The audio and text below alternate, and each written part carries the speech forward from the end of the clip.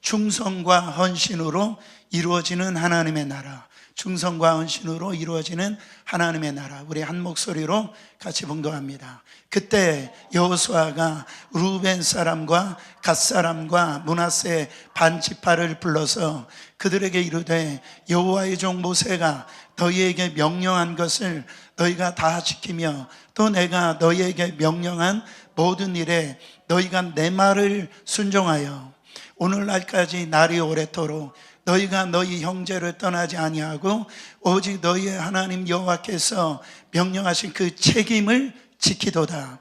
이제는 너희 하나님 여호와께서 이미 말씀하신 대로 너희 형제에게 안식을 주셨으니 그런즉 이제 너희는 여호와의 종 모세가 요단 저쪽에서 너에게 준 소유주로 가서 너의 장막으로 돌아가되 오직 여호와의 종 모세가 너에게 명령한 명령과 율법을 반드시 행하여 너희의 하나님 여호와를 사랑하고 그의 모든 길로 행하며 그의 계명을 지켜 그에게 친근히 하고 너희의 마음을 다하며 성품을 다하여 그를 섬길지니라 하고 여호수아가 그들에게 축복하여 보내매 그들이 자기 장막으로 갔더라.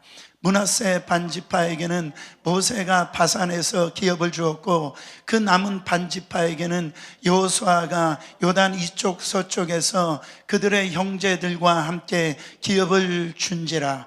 여호수아가 그들을 그들의 장막으로 돌려보낼 때에 그들에게 축복하고 말하여 이르되 너희는 많은 재산과 심히 많은 가축과 은과 금과 구리와 쇠와 심히 많은 의복을 가지고 너희의 장막으로 돌아가서 너희의 원수들에게서 탈취한 것을 너희 형제와 나눌지니라 하매 9절 루벤 자손과 갓 자손과 므낫세 반지파가 가나안 땅 실로에서 이스라엘 자손을 떠나 여호와께서 모세에게 명령하신 대로 받은 땅 곧 그들의 소유지 길리앗으로 가니라. 아멘. 지난 주까지 살펴보면 이제 가나안 정복이 끝났습니다. 가나안 정복이 끝나고 이제 도피성을 이제 건축하고 거기에 이제 이 레위 지파에게 또 그 성읍 48개 성읍을 각 지파대로 다 나눠준 다음에 지금 여호수아가 루벤 지파, 갓 지파, 므낫세 반 지파에게 이제 너희 고향 땅으로 돌아가라고 그렇게 얘기를 지금 하는 장면이 납니다. 이제는 너희 땅으로 돌아가라. 바로 요단강 동편으로 돌아가라고 말씀하고 있어요. 그게 4절입니다. 4절에 보면 이제는 너희의 하나님 여호와께서 이미 말씀하신 대로 너희 형제에게 안식을 주셨으니 그런즉 이제 너희는 여호와의 종 모세가 요단 저쪽에서 너희에게 준 소유주로 가서 너희의 장막으로 돌아가되 그러면서 돌아가는 그들에게 칭찬과 당부를 하는 걸 볼 수가 있어요. 그 칭찬과 당부가 있는데 먼저 칭찬을 합니다. 왜 여호수아가 이 두 지파 반에게 칭찬을 하느냐? 3절이에요. 3절에 3절 오늘날까지 날이 오래도록 너희가 너희 형제를 떠나지 아니하고 오직 너희 하나님 여호와께서 명령하신 그 책임을 지키도다. 너희들이 오래도록 이 다른 지파를 떠나지 아니하고 하나님의 명령하신 그대로 그 책임을 다 지켰다라고 칭찬하는 걸 볼 수가 있어요. 이게 무슨 말이냐면 여러분 지도를 하나 보시길 바랍니다. 지도를 보면 이게 이스라엘 지도인데 맨 가운데가 요단강이 흐르고 밑에 사해가 흐르죠. 그 저를 보면은 오른쪽으로 보면 맨 위에 므낫세 지파, 가운데가 갓 지파, 루벤 지파가 있어요. 이 므낫세는 반만 있고 이 서쪽에도 므낫세 지파가 있잖아요. 이 하나님의 뜻은 요단강을 지나서 이 서편 쪽으로 가는 것이 하나님의 뜻이었어요. 근데 이 두 지파 반, 그러니까 루벤 지파와 갓 지파하고 므낫세 지파가 그 요단강 동편에서 모세에게 요구를 합니다. 여기서 우리 가족들이 살길 원한다라는 거예요. 그럴 만한 게 그 요단강이 흐르니까 거기가 목축하기도 좋고 살기가 너무 비옥한 땅인 거예요. 그 다음에 자기 자녀들도 그렇고 너무 이게 지쳐가지고 넘어가기가 힘들다고 하면서 모세에게 이 두 지파 반이 요청을 하는 거예요. 여기서 살고 싶습니다. 그때 모세가 그 부탁을 들어줘요.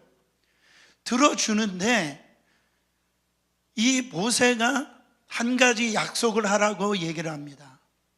바로 들어줄지만 이제 요단강 서편으로 넘어가 가지고 이제 가나안 땅 정복하는데 너희들 지파에서도 이 가나안 전쟁에서 나가서 너희들도 함께 싸우라고 얘기를 합니다. 그 싸움에서 나가서 이제 싸우라고 얘기를 할 때 그 약속을 지키라는 거예요. 그때 이 두 지파 반, 이 루벤 지파와 갓 지파, 므낫세 반 지파가 우리가 이 요단강 넘어서 가나안 이 전쟁에 우리가 싸우는데 뭐라고 얘기하냐면 그냥 싸우지 않고 맨 앞에 서서 가지고 싸우겠습니다. 그렇게 약속을 해요. 그 약속을 하는데 이 두 지파 반이요, 지금 여호수아가 칭찬하는 것처럼 그 약속을 신실하게 지킵니다. 무려 이 가나안 정복 작전이 7년이나 걸렸어요. 이 두 지파 반이 무려 한 4만 명이나 되는 사람들이 이 전쟁에 나가서 싸우는데요, 맨 앞에 나가가지고 아주 충성스럽게 이 싸움을 싸우더라는 거예요. 여호수아가 그거를 지금 칭찬하고 있다라는 겁니다. 여러분, 우리는 흔히 화장실 갈 때와 나올 때가 다르다라고 하잖아요. 처음 약속 지키는 거 여러분 쉽지 않다라는 거예요. 하나님, 이것만 응답해 주시면 제가 이렇게 할게요. 하나님, 이것만 나에게 주시면 내가 하나님을 위해서 이렇게 헌신하고 충성하겠습니다. 이렇게 우리가요 얼마나 많이 그렇게 기도하는지 몰라요. 여러분, 하나님이 그 기도 들어주셨습니다.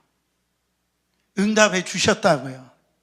근데 우리 얼마나 많이 하나님의 그 약속을 우리가 지키고 있냐라는, 그 약속을 얼마나 충성스럽게 감당하고 있냐라는.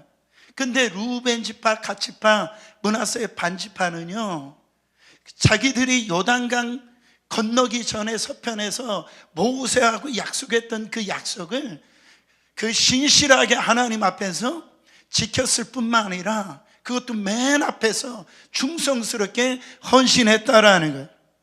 여러분, 종종 어떤 일을 하면서 우리에게 유익이 없다라고 생각하면요 대충 하려는 그런 마음이 있어요.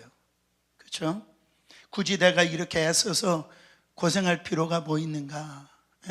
그런 마음이 있다라는, 그게 나의 일이라고 하면 열심히 내고 그렇잖아요. 내일이라면 그럴 텐데 이게 내일이 아닐 때는 뭐 대충 건성건성 하는 이런 모습들이 우리 안에 있다라는. 여러분, 누군가 희생 없이는요 그 아름다운 열매가 맺을 수가 없다라는 겁니다. 누군가의 이 배려와 수고와 희생이 없이는, 헌신이 없이는 여러분 세상이, 가정이, 교회가 행복해질 수가 없다라는. 그건 교회 공동체도 마찬가지입니다. 하나님의 부르심을 받고요, 하나님 앞에 여러분 교회를 섬기는 믿음의 사람들이라면 서로 희생하고 헌신하고 그렇게 배려하고 수고하는 노력이 있을 때 이 공동체가 아름다워진다라는 거예요. 나 자신만을 생각하는 이기적인 생각을 가지고서는 결코 하나님이 기뻐하시는 공동체를 만들 수가 없다라는. 여러분, 지금 요단강 건너서 이 서편에 가가지고 이 두 지파 반이 열심히 앞에 나가서 싸운다 할지라도 그들에게 얻어지는 땅은 없어요. 이미 그들은 받았기 때문에. 그리고 맨 앞에 서서 싸울 필요가 없잖아요. 그렇지 않아요? 거기서 나에게 돌아오는 뭔가 이익이 없으니까 그냥 대충 싸우고. 여러분, 전쟁이라는 건 여기서 자기가 싸우다가 죽을 수도 있잖아요. 그리고 요단강 그 동편에 있는 자기 가족들 거의 7년 동안을 여러분 보지도 못했는데 거기서 앞에서 정말 싸우고 있다라는 거, 그 쉬운 일이 아니다라는 거죠. 여러분, 그렇지만 하나님 앞에 이들은요, 받은 은혜 때문에, 받은 축복 때문에, 이미 받은 그것도 하나님의 그 약속 때문에 그들은 요단강을 넘어 서편으로 가가지고 다른 어떤 지파들보다도 더 열심히, 더 헌신하고 더 앞장서서 충성스럽게 이 전쟁에 나아가서 싸웠다라는 거예요. 너희들이 그렇게 하나님 앞에서 그렇게 수고했다라고 여러분 얘기를 하고 있다라는 거예요. 여러분, 우리의 신앙의 덕목 중에서 참 그 귀한 덕목이 뭐냐면 충성이라고 하는 단어입니다. 충성. 이 충성을 히브리어로 에무나라고 하는 단어를 쓰는데, 이 에무나라고 하는 단어가 구약 성경에 여러분 놀라지 마세요. 딱 한 번 나옵니다. 그렇죠? 이 딱 한 번 나온다는 소리를 듣고 안 놀라시는 여러분들을 바라보고 제가 놀래. 근데 이렇게 검색을 해보면 믿음이라고 하는 이 단어가 이 충성이라고 하는 단어로 나중에 이게 확장되어지는데, 구약 성경에 이 믿음이라고 하는 이 에무나라고 하는 이 단어가요, 이 세 번 믿음이라고 하는 이 단어가 나오지만 사실은 다른 뜻으로 나오고 있지, 딱 한 번 그 충성의 바탕이 되시는 이 믿음이라고 하는 단어, 딱 에무나라고 하는 단어는 딱 한 번 나와요. 그게 어디에서 나오냐면 하박국서 2장 4절에 나옵니다. 같이 한번 읽어보세요. 하박국서 2장 4절에 보라, 그의 마음은 교만하며 그 속에 정직하지 못하나 의인은 그의 믿음으로 말미암아 살리라. 의인은 뭐로 말미암아 살리라? 믿음으로 말미암아 살리라. 많이 들어보신 이 말씀이 여기에서 나옵니다. 의인은 믿음으로 말미암아 살리라. 근데 여기에서 이 에무나라고 하는 이 믿음이라고 하는 단어는요, 이 충성이라고 하는, 참 믿음이라는 뜻만 있는 게 아니라 충성, 정직, 성실이라는 그런 의미가 있어요. 어떤 뜻이 있다고요? 충성, 성실, 그 다음에 정직이라고 하는 단어가 있다라는. 그러니까 구약 성경에 이 믿음이라는 단어가 번역된 것이 많은데 거기서 충성이라는 말로 많이 나오고요, 그 다음에 성실이라는 말로 많이 나오고 정직이라고 하는 말로 많이 나온다라는. 그러니까 여러분, 이게 뭘 의미하냐면 어떤 이 믿음이라고 하는 것은 어떤 종교적인 신념의 어떤 체계로 나오는 그런 단어가 아니라, 그러니까 이 믿음이라고 하는 건 교회에서 기도하고 뭔가 예배 잘 드리고 교회에서 봉사하는 거, 그것도 어떤 믿음의 삶이라고 얘기할 수도 있지만은, 이 믿음이 좋은 거라고 하는 것은 하나님이 보실 때에 이것이 바로 우리의 삶 속에서, 우리의 삶의 현장에서 바로 충성되게 살아가는 것, 성실하게 살아가는 것, 정직하게 살아가는 것이 믿음이라고 말씀하고 있어요. 여러분, 그런 면에서 볼 때 우리 많이 회개해야 됩니다. 그렇잖아요? 교회에서는 찬양 그렇게 열심히 하고 기도 열심히 하고 봉사 열심히 하는데 직장에서나 가정에서나 삶의 현장에서 충성스럽지 못하고 건성건성 대충 하고요, 정직하지 못하고 뭔가가 속이고요, 성실하지 못하고 그냥 게으른 거, 여러분, 그게 믿음의 삶이 아니다라는 거예요. 사랑하는 성도 여러분, 그런 면에서 볼 때 우리는요, 바로 이 믿음은 삶의 방식으로 현장에서 나타난다라는. 그러니까 우리 한국 교인들이 가장 이 삶의 모습에서 정말 이 변화의 역사가 나타나야 되는데, 믿음의 삶이 일어나야 되는데 바로 성실하지 못한 거예요. 충성스럽지 못한 거예요. 정직하지 못한 거예요.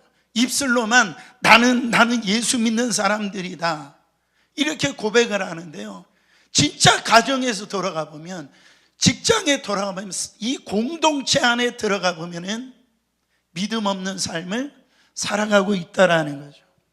여러분, 요셉의 삶은 믿음 있는 삶이었어요. 요셉은 하나님께 충성스러운 삶을 살았습니다. 그렇지 않아요? 요셉의 삶은, 요셉의 믿음의 모습은 삶으로 드러나는 믿음의 모습이었어요. 어떻게 알 수 있습니까? 창세기서 39장 1절부터 3절 말씀 보세요. 요셉이 이끌려 애굽에 내려가매 바로의 신하 지휘대장 애굽 사람 보디발이 그를 그리로 데려간 이스라엘 사람의 손에서 요셉을 사니라.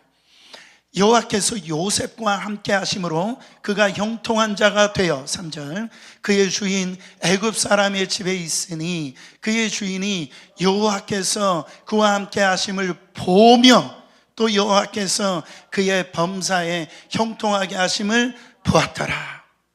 여러분, 요셉의 주인이 누구예요? 보디발이에요. 그는 이방인 사람입니다. 그는 하나님을 모르는 자였어요. 여러분, 하나님을 전혀 모르는 그 사람이, 그 보디발이 뭘 봤대요? 뭘 봤대요? 하나님을 봤대요. 여러분, 이게 아멘이 되어지십니까? 이게 아멘이 되세요?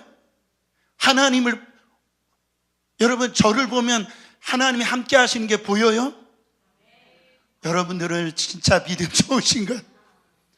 하나님이 지금 박 목사와 함께 하신 게 보입니까? 여러분, 믿음의 눈으로 보니까 그게 보이지, 제가 놀랐어요. 육신의 눈으로 볼 때 하나님이 어떻게 보입니까? 믿음으로, 영적으로, 이게 영의 눈으로 보니까 하나님이 함께 하시는 게 보이지, 하나님이 보이지 하나님이 안 보여요. 그래서 전도할 때 화나는 게 뭐예요? 하나님 보여달라면 내가 보여줘. 그럼 내가 예수 믿겠다 그러잖아요. 그러면 이게 물건이나 되면 제가 호주머니에서 꺼내서 여기 하나님 있다 보여주면 좋겠는데, 하나님이 보여요? 안 보여요? 육의 눈은 안 보인다라는 거예요. 근데 보디발이 하나님 봤대요? 안 봤대요? 어떻게 해서 보디발이요, 이 요셉이 가운데 하나님이 형통하심을 봤냐라는 거예요. 어떻게 봤냐라는 거예요. 보디발이 누구를 본 거예요? 요셉을 본 거예요. 요셉을 본 거예요. 요셉을 통해서 하나님이 함께하고 살아계신 걸 본 거예요.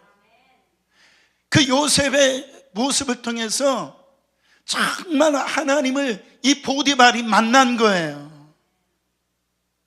여러분, 요셉이 어떤 모습을 통해서, 그 보디발이 봐도 요셉은요, 정말 그럴 수가 없는 인생이에요. 눈물 나는 인생, 정말 이 한이 많은 인생이에요.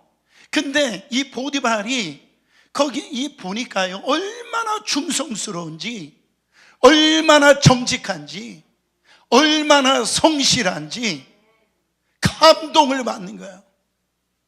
요셉을 보니까 진짜 하나님이 계시는구나. 요셉과 형통하심을 보았더라. 삶의 현장에서 요셉 한 사람을 통해서 하나님이 살아계심이 드러나 버린 거예요. 사랑하는 성도 여러분, 그런 의미에서 왜 우리가 정직하게 살아야 되고, 왜 충성하면서 살아야 되고, 왜 성실하게 살아야 되는지 우리는 압니다. 우리의 삶을 모습을 통해서, 나를 통하여 믿지 않는 남편이 하나님을 보게 되어진다고요. 믿지 않는 아내가, 자녀들이 하나님을 보게 되어진다고요. 직장에서 내가 충성하고 헌신하고 성실하게 살아갈 때 누구를 보게 되어져요? 그 사람을 통해서 하나님을 보게 되어진다고요.